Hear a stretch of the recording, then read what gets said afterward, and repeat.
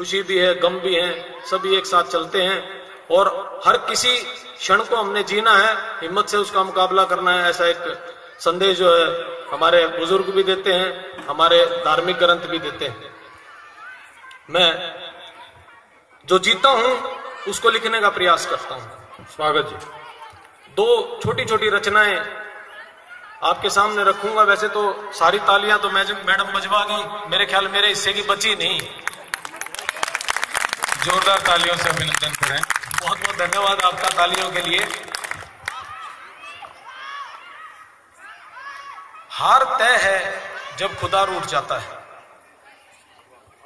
हार तय है जब खुदा रूठ जाता है। देखिए, टाइटैनिक नाम आप सबने सुना होगा। एक बहुत ही आधुनिक उस युग का जहाज बना था जिसका पूरा नाम था अनसिंकेबल टाइटैनिक, कभी ना डूबने वाला टाइटैनिक, और जो अपनी पहली यात्रा में डूब गया।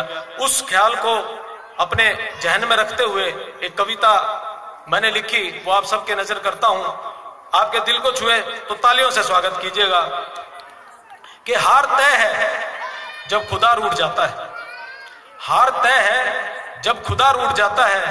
किसी की कश्ती भी पार लगती है और किसी का टाइटैनिक डूब जाता है। हार क्या हो, बहुत बढ़िया सर, बहुत बढ़िया। हार तय है जब खुदा रूठ जाता है। कोई लगाए फिरता है कांटों को भी सीने से। कोई लगाए फिरता है कांटों को भी सीने से। कोई फूलों से उग जाता है। हार तय है जब खुदा रूठ जाता है। हार तय है जब खुदा रूठ जाता है। और तू कहता है, इन पंक्तियों की तरफ विशेष ध्यान चाहूंगा, बड़े दिल से लिखी है। स्वागत। जो जीता हूं वो लिखने का प्रयास करता हूं। बहुत सुंदर। हार तय है जब खुदा रूठ जाता है। किसी की कश्ती भी पार लगती है और किसी का टाइटैनिक डूब जाता है। कोई लगाए फिरता है कांटों को सीने से। कोई फूलों से उग जाता है। हार तय है जब खुदा रूठ जाता है। हार तय है जब खुदा रूठ जाता है।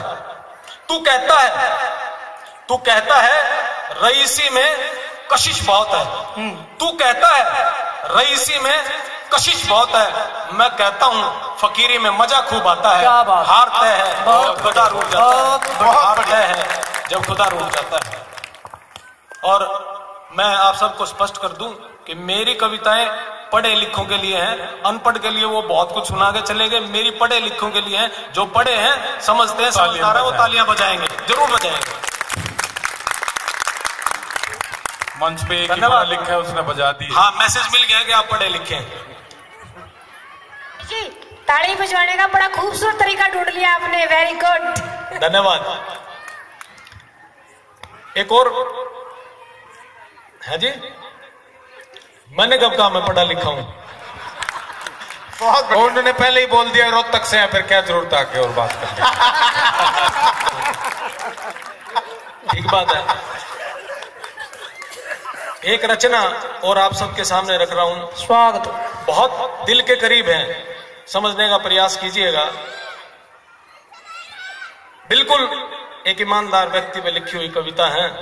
अगर आपके दिल को छुए, आपके समझ में आए तो तालियां जरूर बजाइएगा। भीड़ में शामिल अलग सा। भीड़ में शामिल अलग सा। जमी पे रहता फलक सा। भीड़ में शामिल अलग सा। जमी पे रहता फलक सा।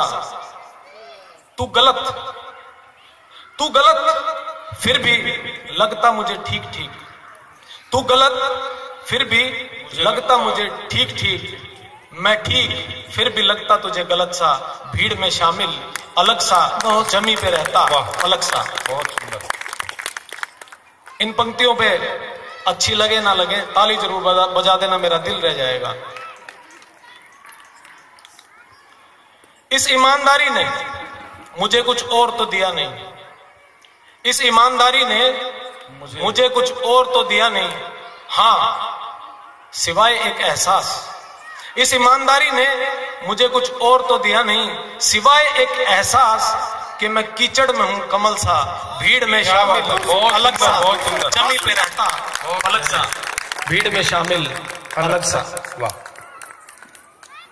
दो घटनाएं अभी हमारे भारतवर्ष में हुई और उन घटनाओं पे एक कविता नहीं, एक बात आप सबके सामने रख रहा हूं। स्वागत है। उन्नाव में और कठुआ में नन्ही बच्चियों के साथ, देखिए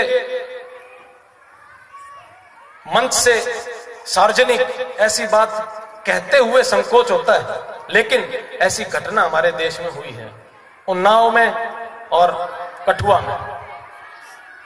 इंसानियत, समाज, पुलिस, प्रशासन, सरकार, इंसानियत, समाज, पुलिस, प्रशासन, समाज, इन सब का बलात्कार करने के लिए दो बच्चियों को माध्यम बनाया गया था। उन दो बच्चियों के लिए गहरी संवेदनाएं व्यक्त करता हूं।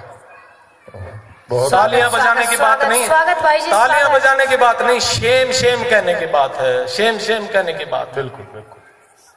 सब अखबार पढ़ते हैं, सब सुनते हैं, सब देखते हैं। हमारे लिए बहुत ही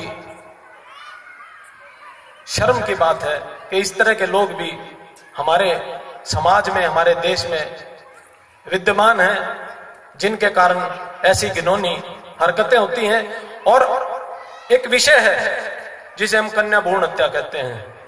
मैं इस विषय पर आज से नहीं, बहुत समय से एक शोध कर रहा हूं।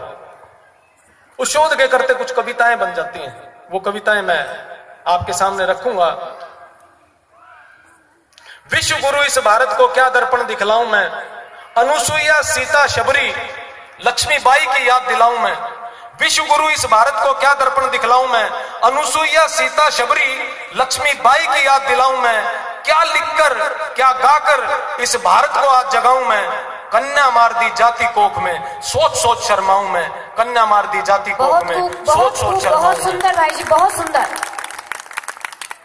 सभ्यता या धर्म कोई भी, हम किसी न किसी धर्म से ताल्लुकात रखते हैं और महापुरुषों की पूजा करते हैं। सभ्यता या धर्म कोई भी आगे नहीं बढ़ सकते थे, सभ्यता या धर्म कोई भी आगे नहीं बढ़ सकते थे। पंक्ति आप तक पहुंचे तो तालियों से स्वागत कीजिएगा। सभ्यता या धर्म कोई भी आगे नहीं बढ़ सकते थे। नानक, ख्वाजा, राम, मसीह, नानक, ख्वाजा, राम, मसीह पेड़ों पे नहीं लग सकते थे। नानक, ख्वाजा, राम, मसीह पेड़ों पे नहीं लग सकते थे। पुरुष कोई हो, महापुरुष कोई हो, पुरुष कोई हो, महापुरुष कोई हो, केवल नारी की कोख ही धारण कर सकती है। मारी गई कन्या और तो अब मानवता मर सकती है। मारी गई कन्या और तो अब मानवता मर सकती है। बद्दुआ अजन्मी कन्या की, बद्दुआ अजन्मी कन्या की मनुष्य का समूल नाश कर सकती है। मारी गई कन्या और तो अब मानवता मर सकती है।